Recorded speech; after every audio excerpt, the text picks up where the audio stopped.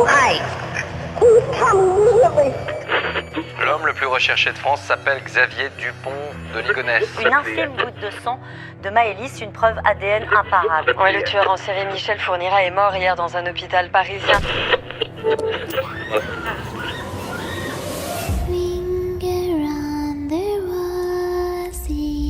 Bienvenue dans les Minutes de l'Horreur. 2%. Seulement 2% des plaintes pour violences sexuelles aboutissent à une condamnation en France. Un chiffre qui alarme. On s'attendrait à ce genre de statistiques dans les années 50, mais pas en 2022. Et pourtant, encore aujourd'hui, les victimes sont souvent abandonnées par la justice française. En cause, des magistrats et des policiers trop peu formés, et une culture du viol qui remet sans cesse en doute la parole des victimes, qui sont majoritairement des femmes. Pour ce podcast, j'ai pu m'entretenir avec le collectif Les Grenades, un collectif féministe qui se bat depuis plusieurs semaines pour Emily Spenton, une Canadienne violée en 2016 au sein du 36 quai des Orfèvres, le QG de la police judiciaire parisienne. Le procès en appel de cette dernière a, en avril 2022, innocenté les 2 policiers en cause dans cette affaire, pourtant condamnés à 7 ans de prison en première instance. Une décision qui a réveillé la colère de nombreuses femmes et associations qui demandent un pourvoi en cassation. Nous allons revenir aujourd'hui sur l'histoire d'Emily, le combat des femmes et des victimes en général pour faire valoir leurs droits, qui sont sans cesse bafoués par la justice française. Aujourd'hui dans les Minutes de l'Horreur, zoom sur l'affaire du viol en Réunion, au 36 quai des Orfèvres.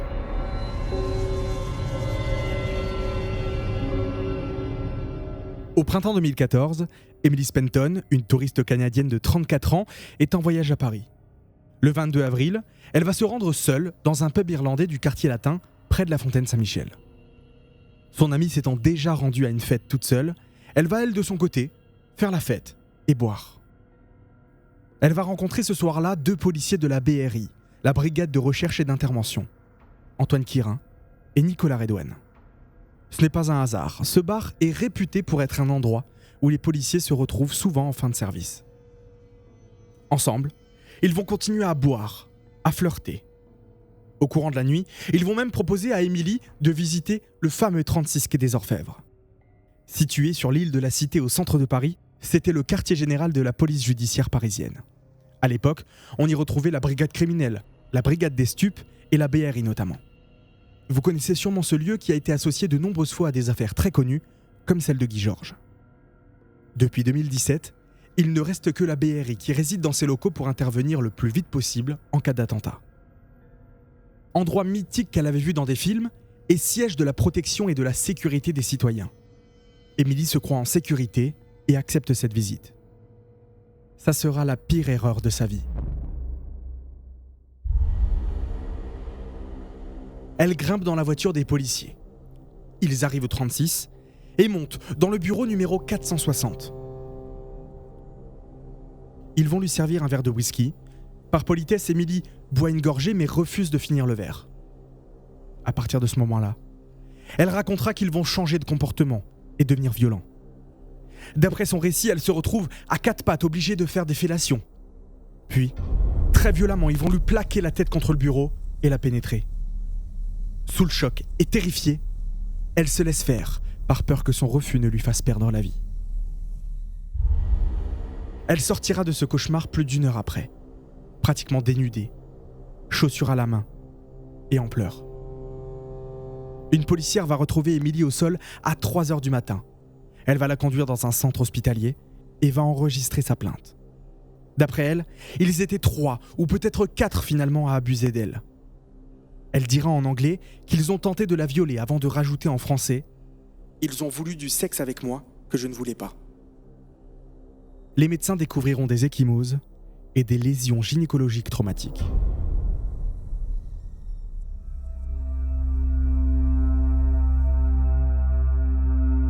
Dès le dépôt de la plainte, l'enquête va commencer. Au petit matin, les 4 policiers vont être mis en garde à vue pour viol en Réunion. Presque 48 heures de garde à vue, pendant lesquelles les policiers vont être interrogés et nier un viol ainsi que de simples relations. Avant de finalement déclarer qu'ils ont eu des relations, mais consenties avec la jeune femme.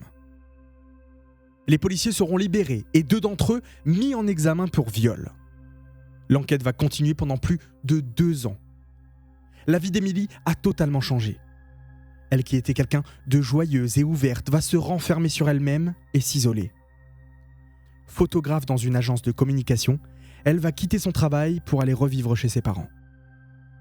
Mais coup de théâtre, le 20 juillet 2016, 2 ans après les faits, des juges d'instruction vont prononcer un non-lieu dans cette affaire. Elles, car les juges étaient des femmes, motivent leur décision par le fait que la touriste canadienne a souvent changé de version depuis le dépôt de sa plainte. Elle s'est montrée de moins en moins précise, et jusqu'à cette confrontation où elle se braque totalement devant les policiers qui nient ou évoquent des rapports sexuels consentis après une soirée arrosée. Trop d'imprécisions pour elle, alors que le parquet de Paris avait requis le renvoi des 2 policiers aux assises. Mais comment demander à une potentielle victime d'être ultra précise sur des faits qui l'ont traumatisée et qui en plus étaient sous l'effet de l'alcool ? C'est sur ce point que va s'appuyer Sophia Obadia, l'avocate de la jeune femme, avant de faire appel de cette décision. Elle explique que ces variations sont dues par le traumatisme enduré. C'est une décision extrêmement violente pour ma cliente. Elle a dû, à maintes reprises, expliquer ce qu'il s'était passé. Puis, le temps faisant, elle avait de moins en moins de souvenirs précis. Et c'est devenu un reproche de la part de la justice. Finalement, on vient lui expliquer qu'il vaut mieux une petite injustice qu'un scandale parisien. Elle dénoncera aussi les mensonges des policiers, qui ont été parfaitement reconnus d'ailleurs par les juges d'instruction, qui écrivaient noir sur blanc que les policiers ont bien menti, mais pour protéger leur vie et leur poste au sein de la BRI. L'un d'eux a notamment réfuté avoir eu un rapport sexuel avec Émilie, même s'il avait fini par reconnaître des attouchements réciproques. Il y a également l'analyse des téléphones portables des policiers soupçonnés qui avait permis de découvrir que plusieurs textos, appels, vidéos et photos ont été effacés le lendemain de la nuit du viol. L'un des policiers aurait ainsi supprimé un SMS. « C'est une partouzeuse, dépêche !» Ce message avait été envoyé à l'un de ses collègues alors qu'il était en compagnie de la Canadienne. Le policier à qui était destiné ce texto aurait quant à lui, selon les données de son mobile, tourné une vidéo une fois arrivé sur place. Mais l'hypothétique preuve du viol a elle aussi disparu. La faute à une possible erreur de manipulation selon le policier. L'analyse du portable du 2e policier incriminé révèle la suppression d'une photo ainsi que d'une vidéo. Ces dernières auraient, selon le suspect, été prises dans le pub irlandais où tout le monde se trouvait un peu plus tôt dans la soirée. Elles n'auraient pas été conservées car elles étaient soi-disant trop floues. S'agissant d'Émilie, les expertises psychologiques n'ont pas réussi à se mettre d'accord. L'une d'elles révélait qu'elle ne présentait pas de tendance à la mythomanie ou à la fabulation, tandis que l'autre estimait que sa personnalité, son état d'alcoolisation cette nuit-là et son discours sur les faits allégués soulevaient une forte réserve quant à la possibilité de s'appuyer sur son seul témoignage.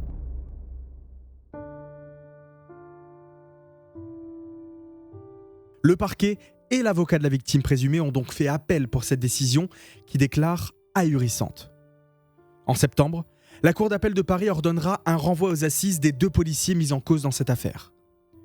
Elle a reconnu qu'il y avait suffisamment de charges contre les policiers et que le rapport du juge d'instruction était inaudible. Ils ont quand même admis que le mensonge des policiers était pour se protéger. Il est donc admissible. Malgré ça, pour l'avocate d'Émilie, elle va enfin pouvoir retrouver sa dignité de victime. Elle a été traînée dans la boue pendant l'instruction. On lui a même demandé de participer à la reconstitution du viol. La justice reconnaît enfin que cette femme étrangère en situation de vulnérabilité a été abusée sexuellement. Les policiers restent néanmoins combatifs quant à l'issue du procès à venir, comme peut l'être quelqu'un qui se sait innocent, déclarera leurs avocats.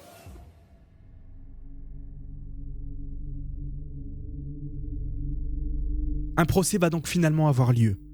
Émilie attend tellement le verdict qui va être rendu. Elle en a besoin. Quelques mois avant l'ouverture de ce procès, elle fera une interview pour France 3. Elle montrera comment sa vie a changé depuis son agression et son viol. Elle déclara qu'il n'y a pas d'autre mot pour ça. C'est un viol. Quand elle les entend, elle a envie de se lever et de crier que ce n'est pas une menteuse, que ceci lui est véritablement arrivé. Et c'est pour cela que ce procès est si important pour elle. Elle veut que sa vérité soit reconnue. Et elle aura gain de cause. Le 31 janvier 2019, leurs valises étaient déjà prêtes. Nicolas et Antoine, les 2 policiers dormiront en prison. Ils ont été reconnus coupables de viol en réunion, 7 ans de prison et 20 000 € de dommages et intérêts. C'est le verdict rendu après presque 3 semaines de procès. Émilie est soulagée, mais elle n'en sort pas réellement intacte. Pendant ces 3 semaines, elle a été traînée dans la boue. La défense a d'abord accusé un dossier noir et sans preuve réelle en dehors des déclarations d'Émilie. Ils se sont ensuite acharnés sur elle, jugeant sa tenue, une mini-jupe, des collants et des talons, jugeant son taux d'alcool, jugeant son comportement d'aguicheuse. Comme si d'un coup, c'était elle la coupable. Elle qui avait choisi son sort. C'était à cause d'elle-même qu'elle s'était faite violer. Heureusement, cette fois-ci, les jurés vont la croire, elle. Parce que oui, on peut avoir embrassé quelqu'un à 9h et avoir été violé à 10. Mais aussi parce que tous les éléments poussent à la croire. Les prélèvements ADN retrouvés dans le vagin d'Émilie, les mensonges des policiers et ce SMS troublant invitant à une partouze. « Vous êtes-vous assuré que Madame Spenton était d'accord pour un plan à plusieurs ?» demanda l'avocat général. « Non, mais on ne lui avait rien imposé », a simplement répondu l'accusé.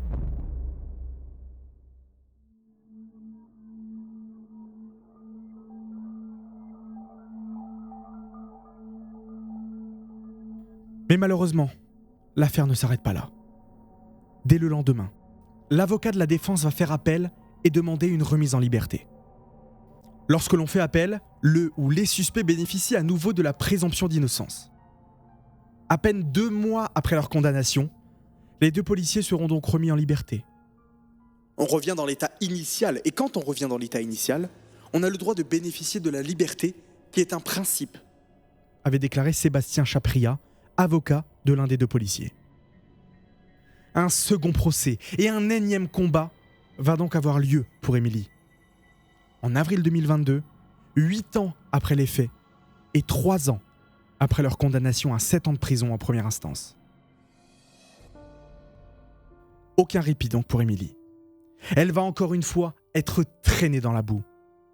Lors de l'audience, les avocats de la défense des 2 policiers avaient plaidé l'acquittement en contestant notamment la crédibilité d'Émilie Spenton, qui a été diagnostiquée borderline par un expert. Maître Anne-Laure Compoint disait à propos de la victime présumée « Je ne sais pas si dans ce dossier, il y a un interlocuteur auquel Madame Spenton n'a pas menti sur au moins un point. À l'époque des faits, elle était une femme malade, en dépression, et qui prenait des médicaments tous les jours. » À l'issue de ce procès en appel, en avril 2022, Antoine Quirin, 43 ans, et Nicolas Redouane, 52 ans, ont été déclarés innocents du viol d'Émilie Spenton et sont ressortis libres du palais de justice de Créteil, où ils étaient jugés depuis 3 semaines. C'est fini. Émilie aura le sentiment de perdre sa dignité, honteuse d'avoir été considérée comme une fautive plutôt qu'une victime d'un viol en réunion. À travers cette affaire, de nombreuses femmes se sentent trahies. On ne les croit jamais, on ne les écoute jamais. Elles sont juste affichées et jugées en place publique. Rappelez-vous, seulement 2% des plaintes pour agression sexuelle aboutissent à une condamnation en France. Pensez-vous vraiment que 98% des accusés sont réellement innocents ? Les collectifs et associations féministes parlent d'une erreur de droit.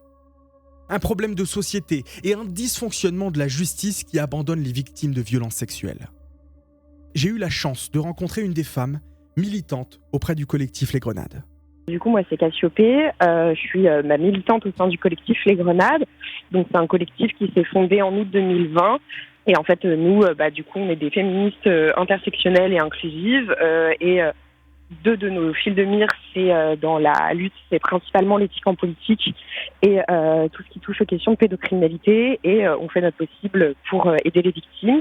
On a été en contact avec Émilie depuis un certain temps et on s'est très vite mobilisé sur cette affaire. Le collectif Les Grenades a co-signé avec 140 personnes et collectifs une tribune publiée dans les pages du Parisien et intitulée « France, terre d'impunité du viol ». Je ne vais pas vous lire toute la tribune qui est assez longue, mais je vais vous en proposer un extrait. Chères victimes de viol, votre pays demande aux victimes de porter plainte. Émilie Spenton a porté plainte pour viol le 22 avril 2014. Elle a porté plainte le jour des faits pour viol en réunion contre des policiers. Un dossier médical a été établi par les unités médico-juridiques et dans ce dossier, des éléments matériels sont venus corroborer des témoignages circonstanciés et précis sur l'essentiel des faits. Des SMS récupérés par l'expertise, des constats médicaux sur l'état post-traumatique de la victime, etc. Pourtant, les accusés ont obtenu un acquittement en appel le 22 avril 2022, jour pour jour, 8 ans après les faits.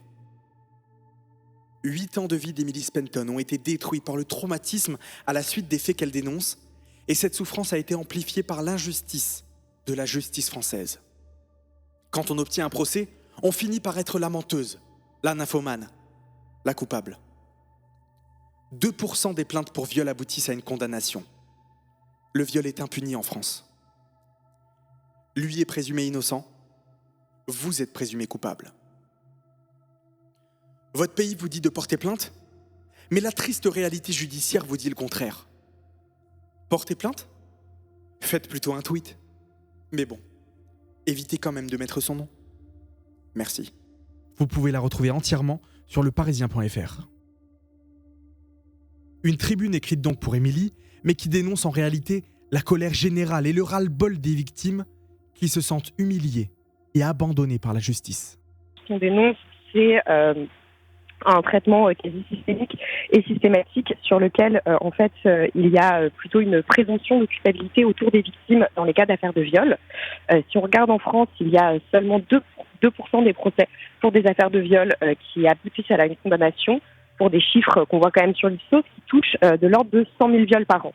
Et ce qui semble systématique et compliqué, c'est que de plus en plus la justice demande aux victimes des preuves du viol. Or, c'est malheureusement un crime dans lequel c'est compliqué d'avoir des preuves. Alors, je veux dire, la prochaine fois qu'on sera agressé, on dit quoi ? Excusez-moi, est-ce qu'on peut attendre 2 minutes ? Je vais chercher 2 témoins fiables. Je commence à activer une caméra, je recorde. La justice veut se baser sur des preuves qui sont bien souvent inexistantes pour des affaires de viol. D'après Cassiopée, l'une des solutions est notamment une formation beaucoup plus complète des policiers, des juges et des magistrats sur les affaires de ce genre. Alors évidemment, nous, c'est ce qu'on a l'impression de pointer. C'est pour ça qu'on demande évidemment, et depuis malheureusement des années, sans beaucoup de progrès actuellement, des formations auprès de tous les magistrats, auprès de la police aussi, comme par exemple le démontrait si bien l'affaire du Salput. Donc c'était il y a quelques mois maintenant, une affaire sortie dans Mediapart, où 2 policiers appellent une femme qui est venue pour porter plainte pour viol. Ils tombent sur son répondeur, ils se rendent compte qu'ils ont mal raccroché, sans savoir qu'ils étaient enregistrés, ils la traitent de Salput. Et on voit bien que les personnes qui ont aussi une vraie influence et qui peuvent pousser ou non sur ces procès-là, en fait, sont déjà à charge sur la victime. C'est parfaitement ce que démontre cette affaire.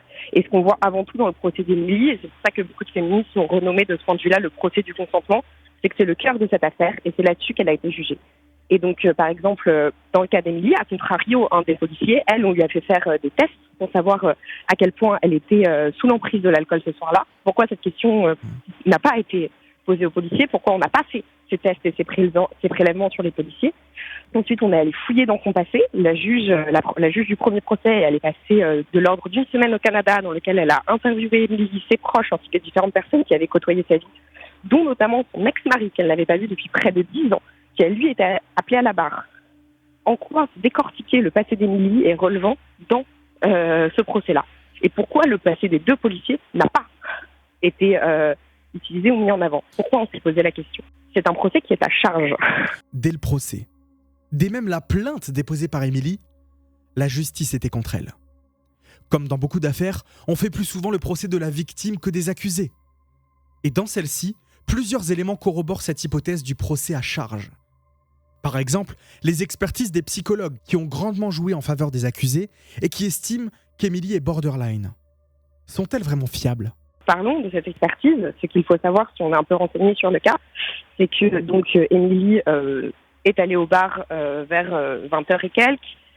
Ensuite, elle est allée au commissariat, donc elle n'a pas dormi de la nuit. Ça faisait à peu près, donc là, on a plus de 24 heures sans sommeil. Ensuite, elle passe la journée à l'hôpital, fait faire des examens, etc. Elle dort à peu près 2 heures. On l'appelle pour l'expertise psychiatrique. Donc, il faut savoir que dans ces 48 heures-là, elle a dormi 2 heures. Elle vient de se faire violer et on considère que cette expertise psychiatrique est plus relevante qu'un dossier médical. Personne n'est en capacité d'avoir une expertise psychiatrique quand on n'a pas dormi quand on a dormi 2 heures en l'espace de 48 heures et qu'on est encore sous un choc extrêmement violent. Comment cette expertise peut être considérée comme fiable au vu des circonstances? Et en dehors de ça, on accuse à différents moments Émilie d'incohérence. Ce qu'il faut savoir, c'est que, alors déjà, si on regarde très précisément, ce sont vraiment sur des détails mineurs. Les incohérences qui sont citées, c'est des incohérences qui finissent par arriver au bout de 5 heures d'affilée d'audition. Quand on demande à quelqu'un de répéter en boucle la même histoire pendant 5 heures, à un moment on craque. Oui, ça c'est juste naturel et c'est humain. Alors qu'à contrario, au début du procès, les policiers disaient qu'il n'y avait pas eu de rapport sexuel. Et ils n'ont cessé de répéter ça jusqu'à ce que les expertises médicales prouvent et démontrent des marques de leur ADN sur Émilie. Ça n'a pas été considéré comme incohérent de leur part. Comme bien trop souvent, les incohérences, même minimes, des victimes sont beaucoup plus analysées et jugées que celles venant de la partie des accusés. Au sein de ce procès, on a aussi beaucoup parlé de notion de consentement. Certains disent qu'on n'a aucune preuve qu'Émilie a bien refusé les avances des accusés. Et donc que comme elle avait bu et accepté de venir dans les bureaux, elle aurait sûrement accepté leurs avances. Les collectifs et associations dénoncent alors une culture du viol. Mais qu'est-ce que c'est ? La culture du viol, c'est avant tout la banalisation des violences sexuelles, mais que qu'elles soient perpétuées sur les femmes ou sur les hommes. Pendant très longtemps, on a considéré que mettre des mains en fesses, c'était une blague qui pouvait être très drôle. C'est pas une blague, c'est une agression. Et le fait d'agir de cette façon-là et de tourner ce genre d'événement en dérision banalise la gravité de ce type d'acte. Et donc ça, c'est un des premiers aspects qui va définir la culture du viol. La culture du viol est aussi, et c'est particulièrement flagrant dans le cas d'Émilie, c'est que quand une femme, ou un homme d'ailleurs, accuse une personne d'agression sexuelle, voire de viol, on va poser la question, est-ce que cette personne a bu ? Comment cette personne était habillée ? A-t-elle été séductrice ? La question n'est pas là. La question, est-ce qu'elle a dit oui à un moment T ? Une femme peut être, comme un homme d'ailleurs, peut être nue, ça ne veut pas dire qu'elle consent à un rapport sexuel. Ou qu'elle consent à quoi que ce soit d'ailleurs. Et justement, cette question est particulièrement présente au sein du procès d'Émilie. Accepter 2-3 baisers à 23 heures dans un bar ne veut pas dire consentir à un rapport sexuel 1 heure plus tard. C'est ce qui a été beaucoup mis en avant. Et c'est là où on parle beaucoup de culture du viol et de procès du consentement dans ce cadre-là, car ce qu'on a avant tout jugé, c'est les mœurs et le style de vie d'Émilie, ce qui n'a aucun rapport avec le fait qu'elle ait consenti ou non.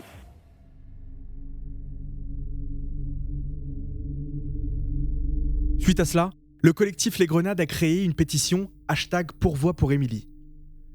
Elles interpellent des politiques, notamment M. Dupond-Moretti, garde des Sceaux, ministre de la Justice, pour appuyer la demande des avocats d'Émilie et former un pourvoi en cassation dans l'intérêt de la loi pour la notion de consentement. D'après elle, la France est en infraction par rapport à ses engagements internationaux, et notamment vis-à-vis de l'article 36 de la Convention d'Istanbul. La France est également en contradiction avec la jurisprudence de la CEDH, la Cour européenne des droits de l'homme, qui affirme dans un arrêt récent de 2021 que les magistrats ont une responsabilité dans la lutte contre les violences fondées sur le genre et les inégalités entre les sexes. Cela voudrait donc simplement dire qu'il y a potentiellement eu une erreur de droit, un procès à charge, qui a emmené à cette décision de déclarer innocents les 2 accusés. Ce pourvoi ne pourra malheureusement pas en lui-même permettre à Émilie d'avoir un procès plus équitable. Les 2 policiers restent donc innocents. Mais cela pourrait peut-être permettre à la justice de reconnaître qu'il y a eu une erreur et un non-respect de la notion de consentement. Ce qui pourrait faire jurisprudence dans les affaires futures et similaires à celle d'Émilie. Si cette sollicitation d'Éric Dupond-Moretti ne donnait rien, sa dernière chance d'obtenir gain de cause tiendrait à la Cour européenne des droits de l'homme, auprès de laquelle elle pourrait former un recours. Une procédure aussi longue que technique. Mais en admettant que ce recours réussisse, la France pourrait alors être condamnée. Une condamnation qui permettrait à Emily Spenton de saisir la Cour de révision et donc obtenir un nouveau procès. La route est encore bien longue pour Émilie. Mais cette affaire nous laisse penser qu'il y a un gros travail à faire pour avoir une justice plus juste pour les victimes de viol. Lors de la campagne présidentielle, on a trop peu parlé des violences faites aux femmes. Certains candidats voulaient débloquer un budget d'1 milliard d'euros, un chiffre qui n'a pas été choisi par hasard. C'est ce budget qu'a investi l'Espagne qui a réussi à diviser par 2 les victimes de féminicide.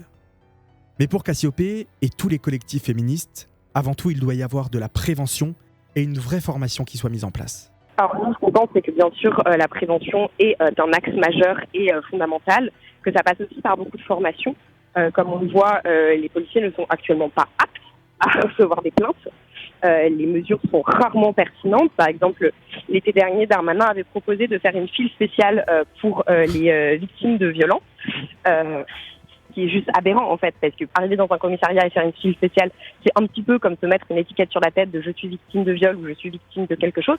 C'est très très violent, alors que déjà porter plainte, c'est extrêmement difficile car ça oblige à se remémorer, revivre des traumatismes, revivre des situations très difficiles et très douloureuses. Donc ce qu'on pense avant tout, ce sont des formations, des cellules spéciales et des cellules qui seraient en mesure de traiter tout ça. Actuellement aussi, s'il y a autant de plaintes qu'assez sans suite, c'est notamment parce qu'il n'y a pas du tout assez, on n'a pas une armada juridique suffisante pour traiter toutes les plaintes. Des cellules de prévention évidemment, d'éducation et d'information et des formations auprès de tous les acteurs autour de ça. Par exemple, j'ai eu un moment, mais ça c'était une conversation en privé, j'ai discuté avec des policiers autour notamment des thématiques de l'emprise qui disaient « Ah oui, on a été très bien informés là-dessus, on a eu une après-midi là-dessus, on a regardé les films l'emprise. » On ne peut pas considérer que c'est une formation. Pourtant, eux trouvaient qu'ils avaient été très bien éduqués et formés sur cette question-là. Dans l'état actuel des choses, les victimes qui portent plainte en sortent plus souvent détruites que guéries. C'est pourquoi beaucoup ne se déplacent même plus et abandonnent l'idée de se battre pour obtenir justice. Dans le cas d'Émilie, vous pouvez la soutenir en lisant et en partageant la Tribune du Parisien, en partageant également ce podcast à tous vos entourages pour faire connaître son histoire, mais aussi et surtout en vous rendant sur change.org pour signer la pétition #pourvoi pour Émilie. Vous aurez aussi le lien en description et sur mon compte Instagram @lesminutesdel'horreur. Merci à Cassiopée d'avoir accepté ma demande d'interview et je le rappelle que suite à la décision de justice, les 2 policiers Antoine et Nicolas sont innocents dans l'affaire du viol en Réunion au 36 quai des Orfèvres. Merci d'avoir écouté ce nouvel épisode des Minutes de l'Horreur. S'il vous a plu, comme d'habitude, je vous invite à le partager à tous vos amis, à mettre 5 étoiles sur Apple Podcast et à vous abonner. N'hésitez pas à vous rendre sur notre Instagram, @lesminutesdel'horreur. On y a mis notamment le lien pour pouvoir signer la pétition pour aider Émilie. Quant à moi, je vous donne rendez-vous très bientôt pour découvrir tous ensemble de nouvelles affaires criminelles. Mais n'oubliez jamais que les apparences sont souvent trompeuses.